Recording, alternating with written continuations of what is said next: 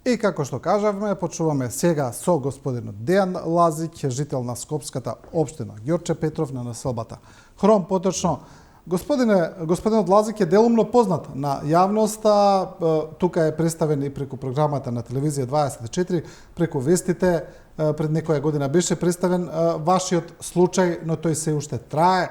Сега за гледачите кои не се запознаени, на почетокот ќе објасниме што се случува, што е историјатот на проблемот. Јас ќе кажам само кусо. Вие имате куќа која е предвидено, која сакаат преку општината и инвеститорот кој таму сака да гради, сака буквално половина од куќата во која живеете да се урне и да се направи зграда, а другата половина според тој план би требало да остане таа во која вие треба да продолжите да живеете.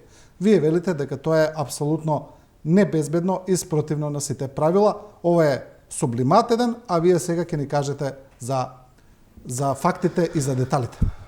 Да, добро утро. Ви благодарам на поканата првично. Да, станува збор за проблем кој трае веќе 3 години и истиот проблем се однесува, не знам како да кажам, меѓутоа за моето уставно право, мојот уставен загарантирано право дом.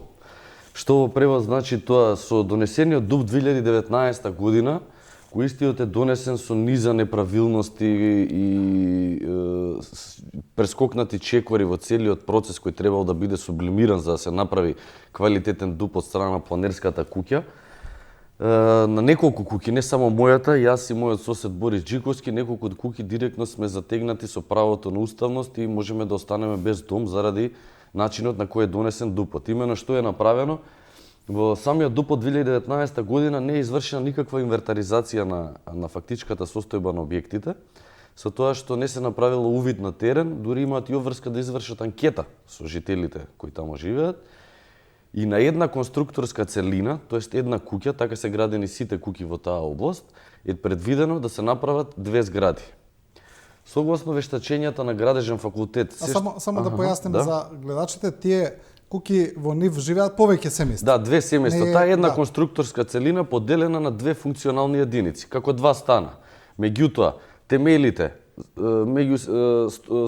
носечките столбови, серклажот и меѓукатните конструкции, сите се како една целина. Покривот. Пластично кажано станува збор во зграда. Во зграда сите што ги заедничкиот столб, носечкиот столб, не смее да се допре од причина што ќе се наруши стабилноста на самата зграда. Да. Истото се случува и со мојата куќа. Куќата е една целина конструкторска, согласно вештачењата на Градежниот факултет на Скопје, деканот на Градежниот факултет и еминентни професори, доктори во својата струка.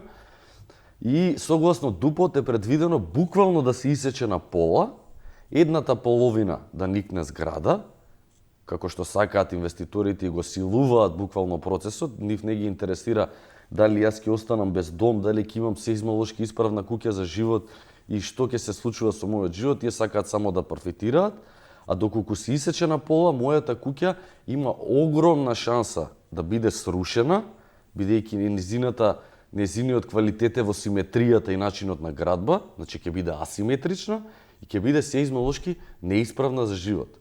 Во превод, ако се спроведе овој ДУП и овој план, и доколку инвеститорот помине со сите овие документи за кои подоцна би разговарале што се случуваше овие 3 години, јас останувам на улица и моето уставно загарантирано право дом не можам да го заштитам од причина што сакам да живеам во куќа, а не сакам да градам зграда. Тоа се случува за мене, мојот сосед и неколку куќи, за жал соседот не беше во можност да дојде да презентира. Добро, пред да продолжиме со деталите, јас сакам да ве прашам, претпоставувам дека од инвеститорот сте добиле понуда, Да, не знам дали истиот инвеститор кој цело време тука обстојува. Видете, во населба Хром се 4-5 инвеститори што цела населба ја бетонизираа буквално согласно ДУП од 2019, направени се 100 згради. Во населба која инфраструктурно е направена за индивидуално вдомување. Значи имаме проблем со вода, имаме проблем со струја, на горните катови нема притисок на вода, инфраструктурно не може да се помине никаде низ населбата, прегуста е, премногу се гради, ниту една зграда нема 20% зелениво согласно законот за кој ќе презентирам и слики подоцна. И инвеститори неколку фигурираат во таа населба и од истиот добив понуда, меѓутоа како што кажав, јас сакам да си живеам во куќа, ја не сакам да живеам во зграда. И сега по секоја цена, иако ги антиципирам сите негови чекори однапред, иако превентивно делував, секако низ институциите, дури низ ИЗИС, за кој би разговарале подоцна, успева да протне документи кои не кореспондираат со фактичката состојба на терен. Имено документите што инвеститорот ги спреми за целата постапка во општина и во ИЗИС, поминаа како да не станува збор за една конструкторска целина, туку како да станува збор за лепенка или две различни куќи. Замислете колку е ова, извинете на речник, сето ова лудо за да помине, иако ја алармирам секаде. Сите Добро, од ИЗИС, што е заклучокот на ИЗИС? Во ИЗИС тоа е неверојатно. 4 пати во 4 наврати до директорот на ИЗИС, ако не се лажам се презиваше Шешов, беа поднесени стручните мислења и вештачењата од страна на деканот на Градежен факултет.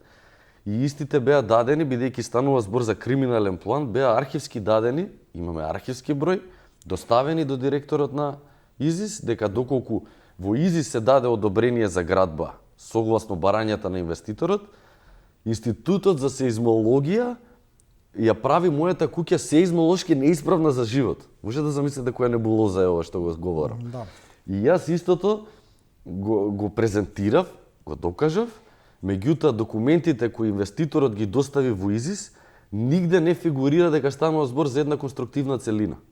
Значи документите се, тоа подоцна ќе го разговараме за транспорт и врски каде што е установено. Да. Документите не се правилни, не се исправни и не ја говорат фактичката состојба.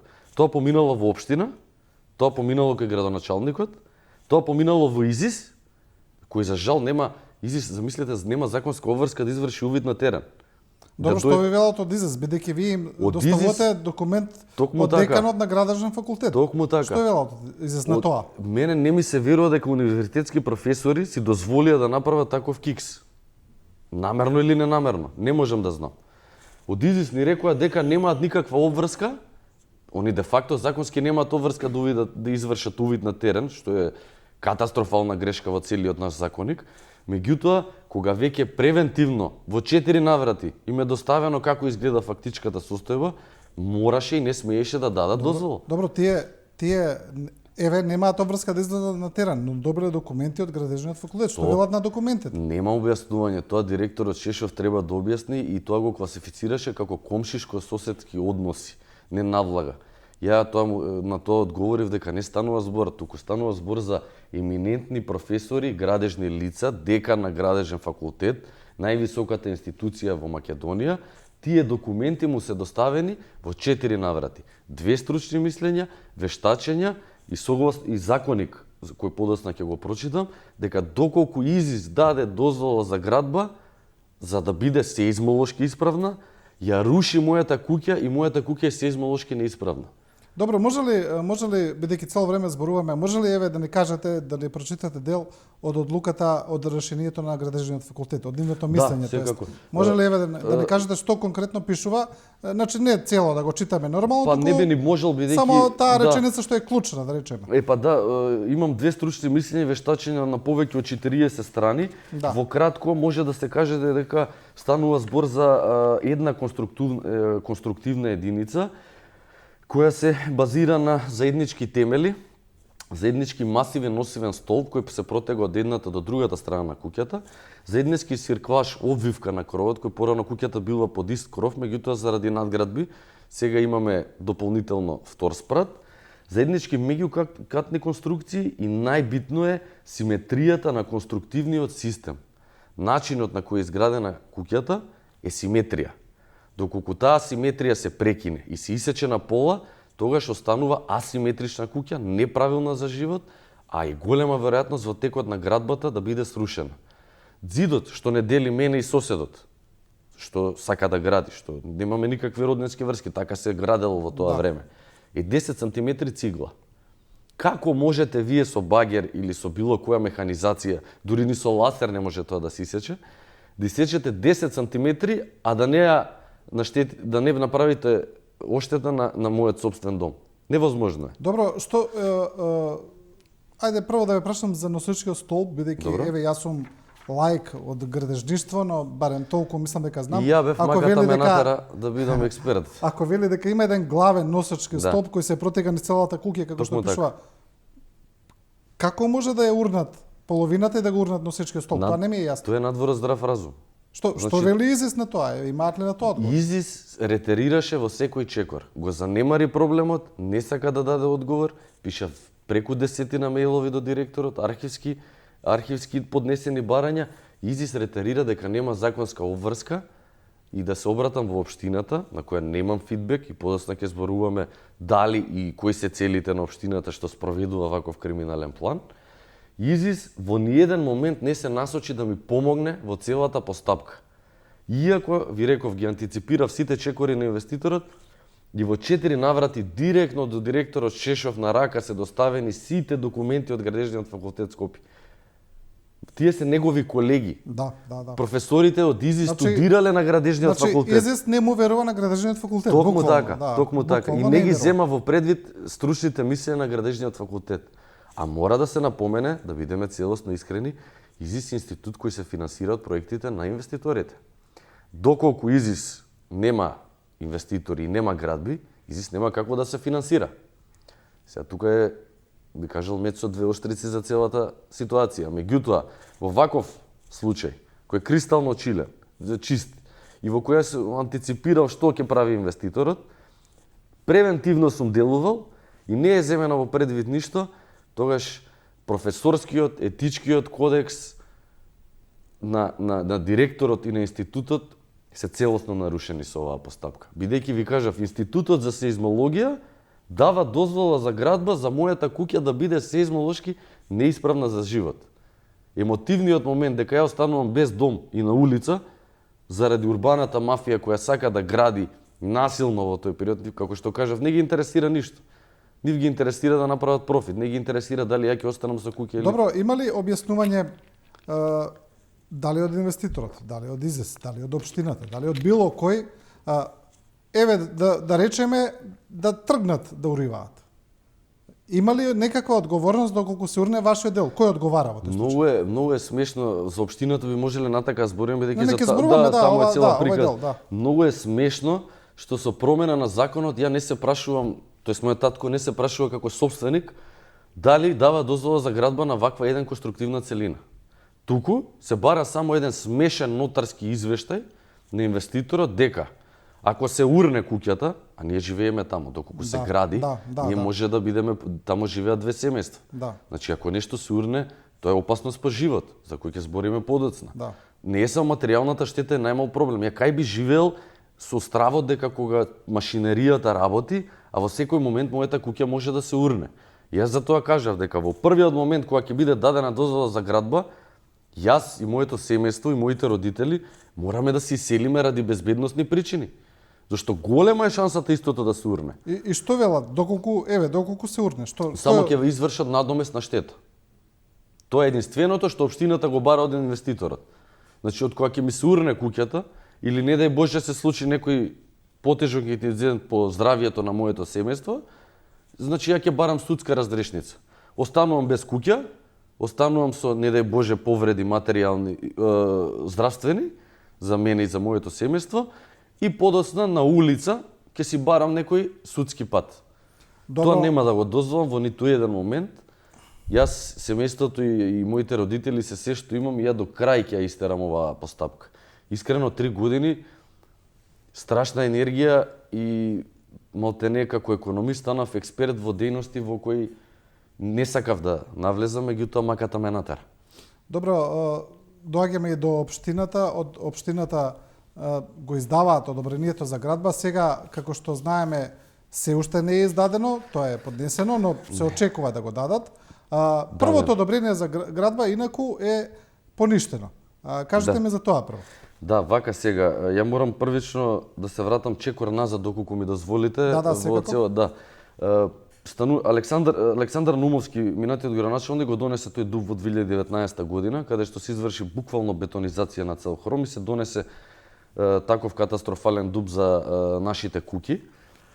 Вие во неколку наврати сите овие дописи кои претходно ги именував од Градежниот факултет во Скопје ги пративме до општината преку дописи директно до градоначалникот и добивме писмен допис дека општината нема доволно стручни лица и кадри за да се изјасни за универзитетските тврдења.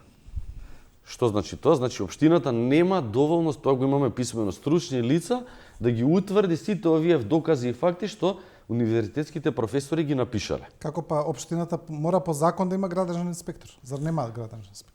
Не знам што имаат и не знам каков кадар имаат и не знам колку е квалитетен тој кадар. Тоа го имам написмено во овие документи каде што каде што е утврдено дека општината нема доволно стручен кадар да ги прочита начинот на кој е концепирано и напишано вештачењето и стручните мислења на професорот. Неписмени се да го прочитаат извештајот од градежен факултет со други зборови. Се согласувам самите го кажуваат. Меѓутоа гледате што, неписмени се да го прочитаат извештајот на универзитетските професори, меѓутоа писмени се да ја тераат постапката на инвеститорот со сила. Што тоа значи? Целиот процес, сите докази кои се со архивски број пратени во општина, се игнорирани. Сите од прв до последен. А сите документи на инвеститорот се земени во предвид. И тој доаѓа до моментот на дозвола. Меѓутоа пред да зборам на дозвола, сега веќе доаѓаме до општината вака знае да чита еден извештај, а друг не знае. Да, селективно. Така вела, да. Значи знае да ги чита извештаите, ја ќе се изразам на урбаната мафија и сите оние кои градат легално и нелегално во општината, меѓутоа не знае да ги чита професорските, универзитетските извештаи од Градежниот факултет во Скопје. Добро. Сето ова што го зборам го имам писмено. Да се вратиме повторно на општината. Сега се враќаме во која година беше изборите која беа локални, дојде градоначалник Александар Стојковски на општина Ѓорче Петров. Тој е актуелниот градоначалник. Имено за време на кампањата градоначалникот ја го запознавме со нашите проблеми и дојде во нашиот двор каде што оствариме состанок и средба за да го запознаеме со целиот... Ова е фотографија од актуелниот настан. Ова сум јас, ова е градоначалникот, а ова е човекот кој подоцна ќе зборувам, човек кој направија фиктивна граѓанска иницијатива за да направат одреден пиар за изборите, а сега е запослен во општината и од сега од кога е запослен веќе се е во ред со хром и бетонизацијата и таа фиктивна граѓанска иницијатива веќе не постои. Градоначалникот дојде кај мене во двор, во домот, направи увид. Значи не само што дојде, направи увид и рече дека ова што ми се случува е надвор од здрав разум и дека ќе направи се истото да го коригира. Ако ми дозволите да прочитам што напише за мене и моето семејство. Да. Вика, во Хром се гради надвор од сите светски стандарди за урбанистичко планирање и уредување. И има големо непочитување на правилниците за градба. Пример за тоа како се задоволуваат апетитите на градежната мафија, стимулирана од власта во заминување, е семејството Лазики. Значи, видете, самиот градоначалник кажува дека ние како семејство не посочува дека сме жртва на урбаната мафија. Значи, самиот градоначалник посочува. Во тоа време, бидејќи во одредени негови изјави, говореше дека не бил целосно запознаен со ДУП-от, тоа не е точно, ДУП-от информација од јавен карактер. Во два наврати ме контактираше телефонски, каде што јас на мејл, еве го мејлот, принт скрин од мејлот допис со мене и градоначалникот, каде што прво му ги пратијам сите пропусти во урбанистичкото планирање од страна на проектантската куќа и начинот и правилникот кои истите можат да се исправат, бидејќи ова се исправа многу лесно доколку се има правда и жела. Се врши парцијална суспензија на ДУП за само нашите парцели. Тоа можеме подоцна да го збориме доколку сакате, само да се надоврзам на сето на неговата изјава. Градоначалникот од кога вика дека ние како семејство, значи буквално нашето име го користи во кампања, дека сме жртва на урбаната мафија, од кога доаѓа градоначалник за само 2 месеца на истата таа урбана мафија која он кажува, не јас, дава дозвола за градба. Замислете, за 2 месеци од кога станува градоначалник. Тука се прашувам, зарем толку малку време им треба да се трансферира од доктор хуманист во политичар. Тоа ми е мене многу симптоматично, веројатно е некоја култура на нашето општество. Истото тоа одобрение со помош на адвокати и со помош на супервизија на градежниот факултет, ја морам јавно да се заблагодарам на градежниот факултет Скопје и на деканот на градежниот факултет Скопје, кои застанаа на страната на обичниот човек. Во целиот процес, мене и мојот сосед ни помагаат како знаат и умеат да ги зачуваме нашите домови. Значи, професорите и универзитетот, заради нив, благодарение на нив, ја уште имам дом и уште имам шанса да се борам со сето ова лудо што ми се случува. Добро е што во оваа една институционална каша попара барем една институција си го осветлува образот. Тоа е добро. Универзитетот, градежниот факултет Скопје е причината и професор Горан Марковски е причината, сега декан е причината заради која што јас имам дом каде да живеам. Во целиот процес не се на мојата, него се на страната на правдата. На страната на правдата и на тоа што и како е фактичката состојба. Со помош на нивната супервизија, сега сакам и да се заблагодарам на Министерството за транспорт и врски, секогаш сум искрен до крај. Второстепената комисија ја уважува нашата жалба, ја поништува, го поништува одобрението за градба што го донесе Александар Стојковски и неговата администрација, со образложение, замислете, има диаметрално спротивни документи доставени од страна на инвеститорот и доставени од страна на мене и мојот сосед. Да мислите, инвеститорот со неправилни документи, кои не кореспондираат со фактичката состојба, добил дозвола за градба и со истата дозвола градоначалникот Стојковски ја потпишал. Значи, документите не кореспондираат со фактичката состојба. Што значи тоа? Какви документи доставил инвеститорот? Инвеститорот доставил документи во каде никаде не е прикажано дека станува збор за една конструктивна целина. И дека ќе сече куќата на пола и дека истата ќе биде асиметрична и дека мојата половина ќе се сруши. Никаде не е именувано тоа. Дури ни во ИЗИС нема доставено такви документи. Има доставено други документи каде што кажува дека станува збор за две различни единици, дека не се поврзани, дека нема никаква штета. Врз основа на тие документи добива одобрение и среќа, за по мене, не среќа, него правично, е што Министерството за транспорт и врски го поништува одобрението за градба и го враќа назад на доработка во општина со цел да се сработи правично. И во согласност со сите овие документи кои претходно ги менував од страна градежниот факултет. Што се случува? Се враќа назад предметот во општина, по барање на Министерството за транспорт и врски и второстепената комисија, за да се средат работите да биде секако што треба, согласно фактичката состојба. Продолжуваат по ист начин. И во брзо време очекувам во сето ова лудило по втор пат да се даде дозвола за градба. По втор пат да го бранам мојот дом и мојот уставно право. Има поднесено барање инвеститорот повторно, така? Повторно, да, има дополнителни документи од одредени приватни компании кои извршија одредени бушотини кои се ирелевантни. Бидејќи како сосед можев да слушам дека нешто се работи и се буши. Истите се ирелевантни бидејќи доказите што се доставени од градежниот факултет се не може никој да ги побие. Тоа е фактичката состојба. Добро, пред да продолжиме со разговорот, јас да кажам дека ние разговаравме и со градоначалникот на општината Ѓорче Петров, господинот Александар Стојковски. Со него разговараше колегата Сунај Сабриовски. Пред да продолжиме со разговорот, да видиме дел од тоа интервју, да видиме што вели градоначалникот на сето ова, па ќе продолжиме по тоа веднаш. Да го видиме првиот дел од интервјуто.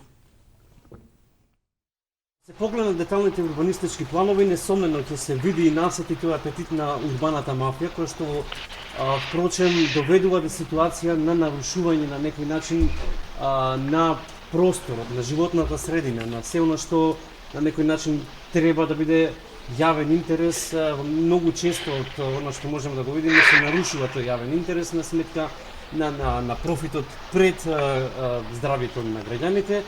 Еден таков случај можеме да го илустрираме со момент, например, со кројачот. Кога одиме на Шнајдер, ако не му дозволиме на кројачот да ги зададе основните култури, тогаш се доведуваме во ситуација дека костумот ни е претесен, можеби, или не знам, преширок.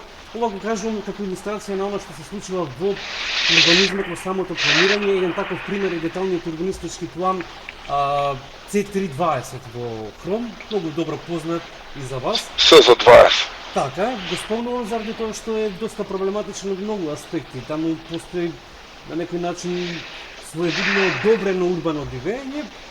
Еден таков случај ви е познат Дејан Лазич. Што се Така, случува ајде вака сега. на дозвола, е поништено Да, сега става? најпрво да ви се заблагодарам за можноста што ми ја дадовте да кажам од оваа страна ситуацијата конкретно во со споменатиот случај. Има и други случаи кои што се не е само споменатиот случај кој што е во Хром. И самите кажавте дека за населбата Хром во важење е детален урбанистички план за градска четврт СЗ 20, кој што е донесен на 1 октомври 2019 година на технички исправа која што датира од негде 31 2020 година набрзо по донесувањето на овој план. Со овој план, бидејќи имав можност од претходно сум запознат со ситуацијата каква беше пред донесување на планот, со носењето на планот, иако имаше бурни реакции тогаш во јавноста, имаше дури протести од страна на жителите на Хром за носење на овој урбанистички план. За тој план се успеа да се донесе во еден голем блок на населбата Хром, да кажам иде така на западниот и северозападниот дел на селото, е дозволено индивидуалните куќи за домување да бидат зголемени многократно во габаритот, зборам да добијат и во висина, приземе 3 спрата и подкрови и дополнително се зголеми габаритот. Да подсетам само дека пред да настане носењето на овој план, жителите на овој дел од Ѓорче, како и во други делови на Ѓорче Петров, беа фатени со детални урбанистички планови кои што има А намена. Што подразбираше тоа? Таа А намена подразбираше дека доколку постои можност на одредена градежна парцела да се обезбедат доволно паркинг места, се дозволуваше изградба на објекти со максимална катност од приземе 2 спрата и подкробје, далеку помали во габарит од овие кои што во моментов се градат и се изградени веќе посебно во делот на населбата Хром, со што практично започна и овие големи проблеми кои што денеска ги имаме. Инаку најголем дел, околу 70 до 80% веќе од тие градежни маркици кои што се дадени во тој период од времето на носење на деталниот план, дел се веќе изградени, дел се, да речам, во завршна фаза на градба. Во изминатава година, од кога јас сум, да кажам, градоначалник, немаме толков интерес за градба во Хром, бидејќи прецепсите се претходно веќе тие атрактивни, да кажам, кои што биле локации, веќе дадени. Веќе мислам се дадени за градежните маркици, а конкретно за случајот на Лазич, бидејќи не е само во случајот, тука се појавува уште едно лице кое што со идентична, да кажам, ситуација на терен како што и господинот Лазич, тоа е фамилијата Чиковски. Може да разговараме, мислам, сега во тек нова, па јас да се обидам да објаснам како е постапката. Бидејќи борбата на Лазич ја отсликува на некој начин борбата на многу луѓе кои што сакаат да допринесат за планското градење, да не се дозволи урбано дивење, а со тоа да се стесни простор. Вака сега една работа само да разграничам. Кога веќе има донесен детален урбанистички план за едно место, не може да стане збор за урбано дивење.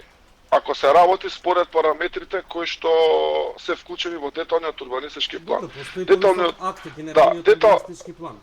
Апсолутно, меѓутоа овој детален урбанистички план за него јас доста се интересирав, бидејќи за мене имаше вака доста нелогичности како човек, дел од нив ги напомнав веќе во првиот дел на мојот излагање, меѓутоа урбанистички план 2 пати обжален пред Уставен суд и 2 пати значи е негативно одговорен, односно дека тој урбанистички план е во ред во делот на запазувањето на сите процедури, бидејќи знаати се местното Лазич и другите, таму имало организирано јавни анкети на кои што било барања да се изразат, на кои што јавни анкети учествувале и семејството Лазич и се добро запознаени со процесот, бидејќи таму они пак барале 70% зголемување на габаритот и можноста да градат на нивниот објект, барање кое што им било одбиено.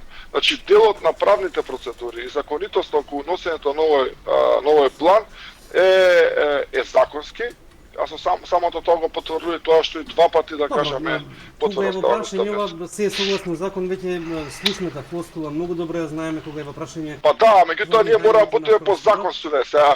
Не викам Може и дека мене не треба ми се допаѓа, не така. викам дека треба да сте против закони, нормално секој еден ќе ни го каже тоа дека се е согласно закон. Има кога сме веќе кај закон, кога сме кај деталните урбанистички планови, закон за урбанистичко планирање, член 23 многу е дециден во вакви ситуации што треба да се направи.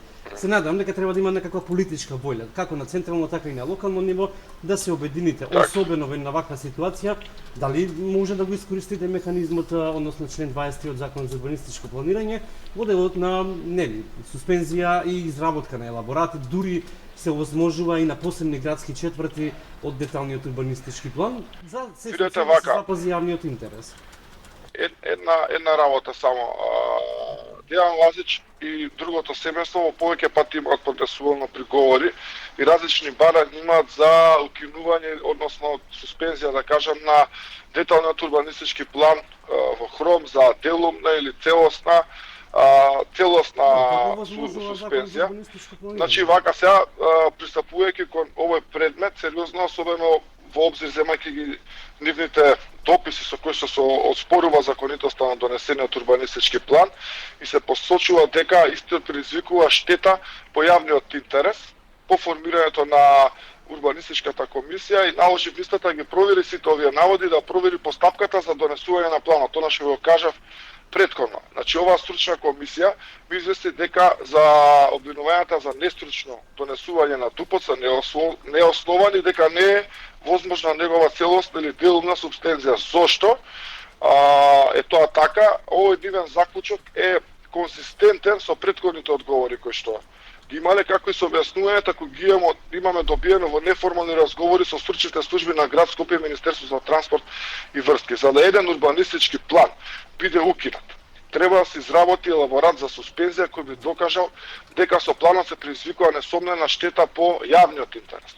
А во конкретниот случај таква штета не постои, бидејќи барањата на Дејан Лазич на другото лице, сега да не го спомнам, бидејќи не го спомнувате вие во овој наш разговор, се однесуваат на начинот на реализација на две градежни парцели, зборам две градежни парцели од целиот тој план, што всушност представува поединечен интерес. Евентуалната штета која реализацијата на оваа градба на една градежна парцела би предизвикала на другиот постојан објект од градежната парцела, се испитува и докажува при спроведување на урбанистичкиот план, односно при изработка на основните проекти за градбите. И истово не е предмет на анализа на овој урбанистички план кој го насочува планскиот развој на едно подрачје.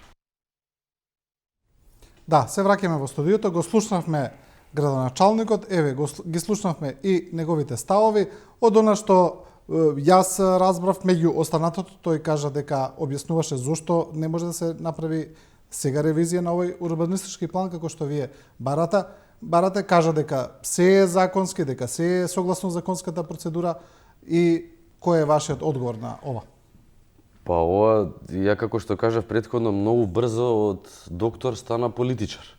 И тоа не веш политичар, од причина што сега ќе ја прочитам што изјавуваше и што говореше на неговите излагања во кампањата, што сега говори и колку брзо се изфилува да нешто што претходно самиот го квалификуваше како урбана мафија, сега го оправдува и не може да најде средства како истото да се решите како има средства и како има алатки. Еве сега не прочитав до крај, покрај тоа што во изјавата говори дека ние како семејство сме жртва на урбаната мафија, во продолжение викав чудоневиден сум од сликата ново изградените згради, каде не е ниту приближно запазен процентот на зеленило и кумулативно зголемување на населението. Значи ќе повторам, се е ова негови зборови на Стојковски. Кој него прати инфраструктурната мрежа во Хром, при што жителите се жалат од намален притисок на вода, но и поплавување при големи количини на врнежи на дожд заради незаконски приклучоци кон приклучени нови згради во старата водоводна и канализациона мрежа. Ова урбано дивење мора да го запреме во Хром и конечно граѓаните да ги почувствуваат благодетите на урбаното живење. Ова е Стојковски пред изборите. Изјавата која сега ја слушнав од господинот Стојковски, во ниту еден момент не бара решение, туку бара начин како да продолжи со криминалниот груп C320 кој е донесен од минатата администрација. Значи, вашиот новинар убаво кажа, има можност за парцијално ревидирање на ДУП-от. Има можност за мораториум за градба.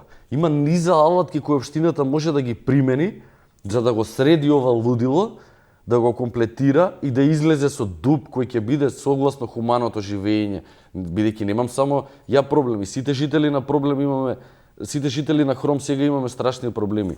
Во ниту еден момент не излезе со начин, еве ја ќе му кажам, ревидирање, мораториум, анализа, значи сето тоа за ДУП од C320 е возможно да го направи доколку има волја, енергија и да го врати хуманиот начин на живење во Хром. Па сам признава дека ние сме жртви на овој криминален ДУП, ние сме жртви на бетонизација на урбана мафија, а сега во ниту еден момент не наоѓа начин, а има, и ако сака на дебата на телевизија со мојот адвокат на состанок ќе му ги презентирам начините, меѓутоа сигурен сум дека ги знае, меѓутоа не сака да ги употреби бидејќи веројатно не сите им е поважно да бројат одреден број на комунали и градби него да спасуваат човечки животи.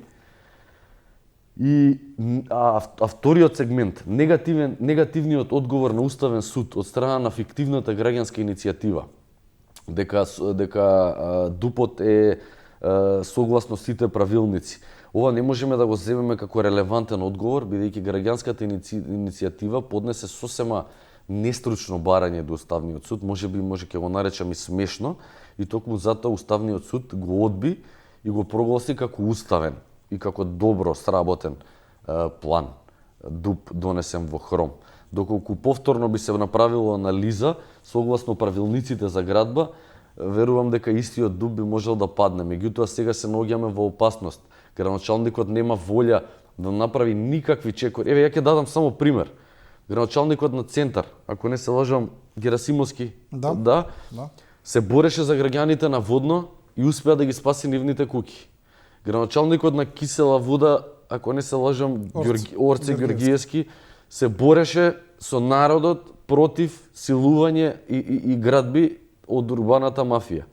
Кај Стојковски тоа не е. Нема волја. Ја тука сакам да прашам дали има некои позадински интереси во целава постапка.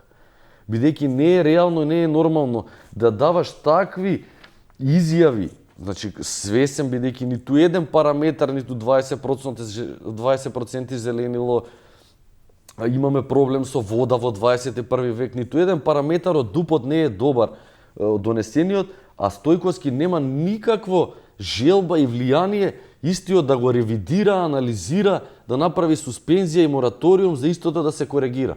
Туку едноставно градоначалникот е сменет, меѓутоа се друго е исто. Да, добро, како се гради еве сега во Хром?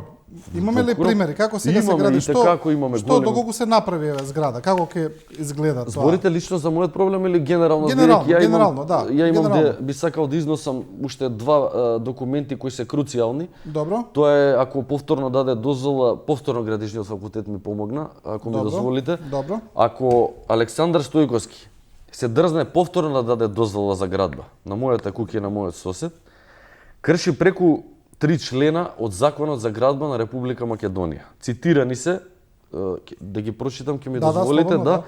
Имено, во членот 115а од важечкиот правилник за технички нормативи за изградба на објекти во високоградба во сеизмолошки подрачја.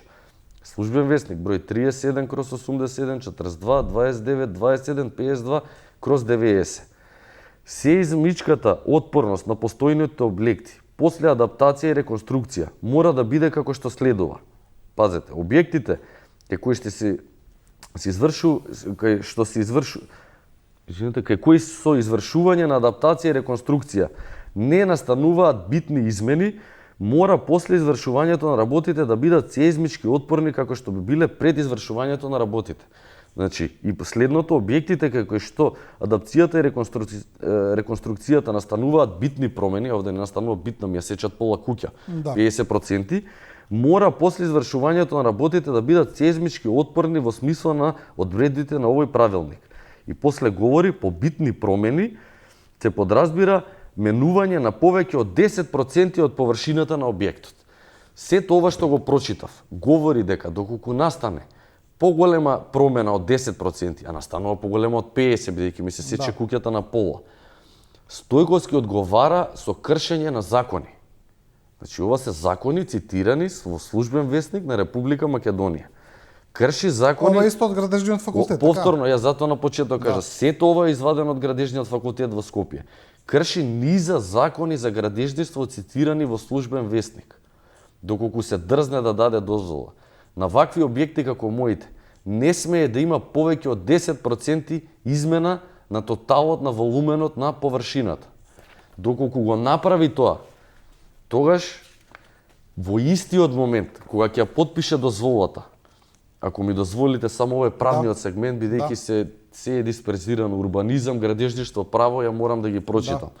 Откако го прекрши законикот, а овој законик му е доставен лично него со архивски број од општината, да го има во предвид дека доколку се дрзне да даде дозвола, крши закони, евентуално издавање на барање на одобрение за градба, со кој би се возможило рушење само на дел објектот, иако представува една конструктивна целина со другиот дел, кој не е предвиден за рушење, и кој подносителот, јас, живее во неговото семејство, би значило постапување спротивно на техничките правила и најмалку создавање опасност по имотот на подносителот, повторно јас и моите родители, и воедно по животот и телото на сите членови на моето семејство. Согласно тоа, се прекршува членот 289 во врска со 24 од кривичниот законник, и тоа значи во случај на настапување на потешки последици, а ќе има имотна штета, тешки телесни повреди, Стојковски се соочува со помагање во сторување на кривично дело, тешки дела против општествена сигурност, со членот 292 во врска со 24 од кривичниот законник, за кој е предвидена казна затвор од 5 години затвор. Нема нешто што ќе ме спречи да го бранам моето семејство. Нема нешто што ќе ме спречи да го бранам мојот дом. Во истиот момент нема ни во една секунда да помислам да и водам кривична одговорност. Тоа е најмалку што сакам. Јас знам дека градоначалникот има алатки во секој момент, дури и вашиот новинар Сунај ги цитираше, во секој момент има алатки како да го реши проблемот. На крај крајва станува збор за 3-4 парцели. Не станува збор за ревидирање на дуп на цела општина или цел Добро, центар. господин Стојковски, и ја колку што го разбрав, тој вели дека од негова страна дека тој е законски обврзан сега да даде одобрение за градба, бидејќи како што вели тој се е поред закон, сите документи му се доставени што треба и дека тој нема друг избор освен да издаде одобрение за градба, значи сосема спротивно нешто од ова што вие го тврдите. Па тотална лага. Ви гарантирам. Ја ви напоменав два примери и пак ќе ги кажам. Градоначалникот на Центар Герасимовски, градоначалникот на Кисела вода Орце Георгиевски, како се борат со луѓето. Има механизми, вашиот новинар не го знам точно членот, вашиот новинар го цитираше членот од законот врз основа на кој може да се направи парцијална суспензија. Градоначалникот Стојковски збореше дека целиот дуп е катастрофален. Извршил бетонизација и нехуман живот на Хром. Не направи ништо. Ниту направи ревизија, анализа на работењето, ниту постави мораториум, има алатка, се поставува мораториум за градба каде што може да ревидира, да исправи. Не само што не направи ништо генерално за дупот, туку не направи ништо и ниту направи парцијална суспензија за нашите два спорни предмети. Значи станува збор за две куќи, две згради, доколку ние истите ги заштитиме, во иднина тоа ќе стане пракса за тој дел од населбата, бидејќи тука има десетина куќи кои се изградени на тој начин. На тој принцип. Ниту еден дел од говорот се гледаше и по неговите гестикулации, поприлично беше нервозен, поприлично беше несигурен во својот говор, тоа можеше да го утврди и лаик човек, дека сето тоа што го говори ниту е вистина, ниту е издржано, ниту е согласно правдата документирано. Да, вие, кажете ми, вие се имате обратено до Уставниот суд и вие, колку што знам? Не, се немам обратено, Се ние зборевме имате со... Ние имавме со Риф? да, Да. имам зборено со судијата Кадрију, ако не се лажам. Да, Осман Кадрију. Да, каде што мојата адвокатка и јас бевме на состанок, бидејќи пред да се деси цело ова лудило, ние баравме начин дали би можело истото судски да се реши. На управен суд дури поднесовме иницијатива, меѓутоа управен суд ни врати дека не е надлежен, ако се не се лажам, судијата Чичаковски беше, ни врати дека не е надлежен во сегментот за тоа што ние сме заинтересирани, и токму затоа бевме на разговор на уставен суд со судијата тогаш Кадрил. Тој беше судија кој прифати да не приви на состанок и кажа дека за нашиот предмет и тоа е малце навистина надвор од здрав разум. На уставен суд идеме да го браниме нашето уставно право, нашиот дом. Уставниот суд по дефолт би требало тоа да го, ако не уставниот суд, кој друг ќе го гарантира уставот на оваа земја? И што ви кажа таму? Ни кажа дека не се надлежни за индивидуални парцели, како и индивидуални проблеми, туку само генерално ја гледаат постапката на ДУП-от. Тоест дали имало јавна анкета, дали имало изложени листови, дали, значи само формално гледаат дали процедурата на ДУП-от е донесена. Меѓутоа генерално, индивидуално за проблеми не надвлагаат. Ја имам низа од 7 страни каде се е погрешено во проектирањето. Ја и председателката на судот на состанок во секој момент би можел да ја презентирам за што станува збор. Нека биде случај мојов начин како луѓето и обичниот човек на уставен суд се брани од ИЗИС, се брани од општината, се брани од градоначалник, се брани од урбана мафија. Значи нека биде помош на обичниот граѓанин. Да. Добро, кажете ми сега оно што ве прашав, како се гради у Хром сега моментално според тој постоечки Видете, за кој и самиот градоначалник зборуваше дека е урбанизација, дека е урбана мафија. Токму така, тоа е цела. Па како се гради сега? Сега Хром е тотално уништен. Ниту една зграда нема 20% зеленило согласно законот. Ја не знам кој има можност да изврши увид, инспекција, во секое време да дојдат, да видат како се гради надвор од здрав разум, како се силува една населба, буквално, се дивее една населба и како жителите буквално немокни остануваат и дури неми, бидејќи секој си има свои веројатно проблеми, живеат и гледаат секојдневно како им се уништува населбата. Погледнете детско игралиште. Ова е единственото детско игралиште во Хром, каде што луѓето имаат можност дечињата имаат можност да се играат, се проектирани 2 згради на помалку од 1 метар. Во моментов се градат 2 згради до главната сообраќајница за влез и излез на Хром и до детското игралиште. Значи, ова е не само што е опасност, дечињата не може да се играат, туку така се силува и узурпира целиот простор. А претходно би сакал да наведам, покрај моментот на моето уставно право и ова е единственото катче во Хром што остана читаво. Ова се моите куќи, куќите на моите соседи, што сме ги наследили од 38 година, има преку 7000 квадратни метри зеленило. Преку 7000. Ова се ќе стане минато, ако ја и мојот сосед не успееме во борбата. Значи вашата ќе биде прва и после како домино ефект, една по една. Па да, не, веќе хуманоста се губи. Веќе се губи, веќе Но и ќе се создаде правило дека може така да се гради и тоа е. Ја затоа кажав многу интересно симптоматично. Науката против вработени во општината и градоначалници кои од ден на ден менуваат одлука и веројатно своите одлуки ги пресметуваат само на добивање на комунали, а не на интереси. Ја имам едно прашање до градоначалникот. Дали е воопшто свесен дека во моментот кога ќе покрај тоа што кажав за кривичната пријава и прекршува член на закон и така натаму, ја истото ќе нормално повторно ќе го обжалувам од транспорт и сврски, дали е свесен дека остава 4 семејства на улица? Буквално. И како планира да живее, дали има грижа на совест, морал, сепак има хуманистичка професија, доктор е, радиолог, ако не се жалам, ако не се лажам, како планира со таа одлука да живее? Човекот е сега на одмор, градоначалникот, со своето семејство. Ужива. А јас сум овде и се борам за моето право и за моето семејство. Ги имам сите документи. Се е аргументирано. Добро, вие од кога, од оној контакт кога сте го имале во предизборната кампања, кога бил кај вас градоначалникот, кога ги кажа тие зборови имавме повеќе контакти после тоа, бидејќи беше заинтересиран како го да реши. Да, тоа сакам да кажам. Потоа контактиравте повторно со него? Да, меѓутоа контактот прекина од кога ќе ви направам сублимат на мојот контакт со градоначалникот. Значи беше во мојот дом, увиде дека има потенцијал за дивење, увиде дека станува збор за низа неправилности во ДУП-от. Истите тие побара да му ги пратам на мејл за да ги користи во кампањата и ги користеше во телевизиски дебати. Тие му се уредно пратени на мејл за кој веќе покажав слики и продолживме да имаме контакт. Дојде на власт за само после 2 месеца без да направи никаква ревизија на документите.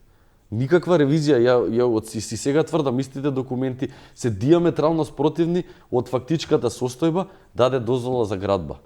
Како ја да имам контакт со таков човек? И потоа веќе немавте. Немам. Предпоставам. Ја го повикувам ако сака на дебата, јас знам дека нема да има храброст, бидејќи се што зборам и од страна на универзитетските професори ми е потврдено, документирано.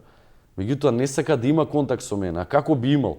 Го брана моето семејство од мојот дом. Нема нешто што може да ме спречи. Вистината и правдата ја имам. Па видете, сами повторно ќе се навратам, видете како нервозно делуваше на самото интервју.